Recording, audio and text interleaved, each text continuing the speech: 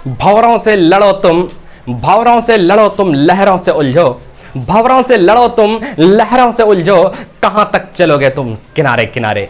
जोहार, आदाब, नमस्कार, मैं जुबैर अहमद। आज की जो मैं कहानी आपको सुनाने जा रहा हूं, ये कहानी सुनने के बाद आप सोचने पर मजबूर हो जाएंगे, सोचने पर विवश हो जाएंगे कि ये क्या आखिर हो रहा है, ये चल क्या रहा है। आप बहुत मजबूर होकर के सोचेंगे और ये सच है, और ये सच है जो कहानी आपके सामने पेश कर रहा हूं। ध्यान से सुनिएगा। एक बार एक कैसोवरी चिड़िया जो है ना बहुत ऊंचा, उसके अंदर एक खूबी थी। कैसोवरी चिड़िया के अंदर एक खूबी होती है कि बहुत ऊंचाई तक वो नहीं पहुंच पाती है, बहुत ऊंचाई तक वो नहीं उड़ पाती है, बस नीचे और थोड़ी सी ऊंचाई पर, यानी कि लगभग 15 से 20 फीट की ऊंचाई पर वो उड़ पाती, इससे ज्यादा ऊंचाई पर वो नहीं उड़ पाती। उसके बाद जो डाली छोटा होता है, उसी छोटी डाली पर जो है ना वो बैठती थी।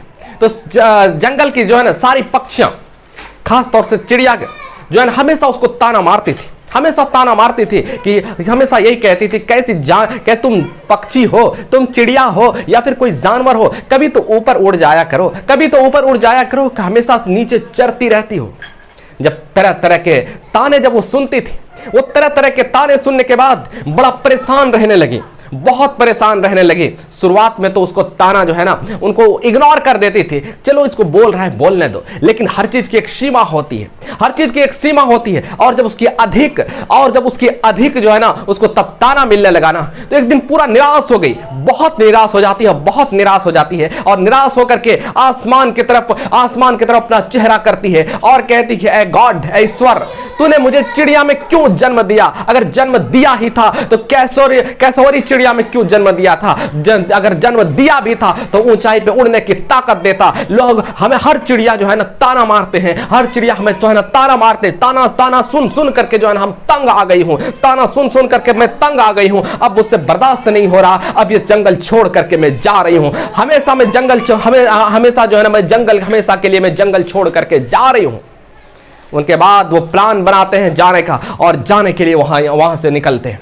वहां से जब निकल रहे होते हैं तो आवाज आती है, ऐ कैसोवरी चिड़िया, कहां तुम जा रही हो? रुको जरा, जंगल छोड़ करके मत जाओ, तू रुको जरा।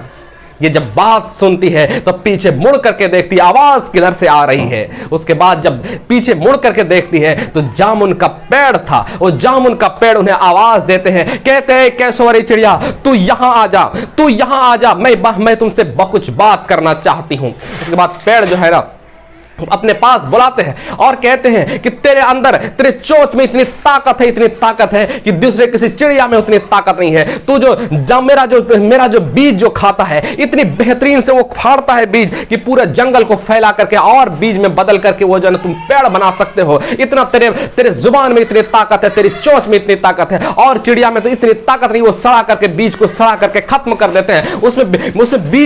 उस बीज में पेड़ उगने लायक नहीं रह जाता है। तू मेरी बात मान, तू रह यही, तू किसी के लिए कुछ हो मत हो, लेकिन मेरे लिए तू पूरी दुनिया है, मेरे लिए तू पूरी दुनिया है, इसलिए ये छोड़ करके कहीं में मत जाओ, मेरे लिए तू पूरी दुनिया है। उसके बाद रुक जाते हैं और उसको पहली बार उनको फीलिंग होता है कि शायद उनके लिए कोई अच्छी बात करी हो, वरना तो ताना सुन करके परेशान हो। दोस्तों, एक कहानी का मैसेज ये है कि जिंदगी में बहुत लोग निराश हो जाते हैं, वो सोचने लगते हैं कि शायद धरती का मैं बोझ हूं, मैं ही निकम्मा हूं, वगैरह वगैरह। बहुत ताने उन्हें मिलते हैं, लेकिन वो सब तानों को खा करके ऐसे मकड़ जाल में घिर जाते हैं, उसके सिवा उसको कुछ रास्ता नजर ही नहीं आता। इसलिए दोस्तों, कभी भी यह मत सोचना चाहिए कि हम धरती का बोझ हैं। आप किसी के लिए कुछ हो ना हो, लेकिन कुछ आदमी के लिए आप जरूर पूरी दुनिया होंगे। चलते हैं दोस्तों, फिर मिलेंगे एक और नई कहानी के साथ।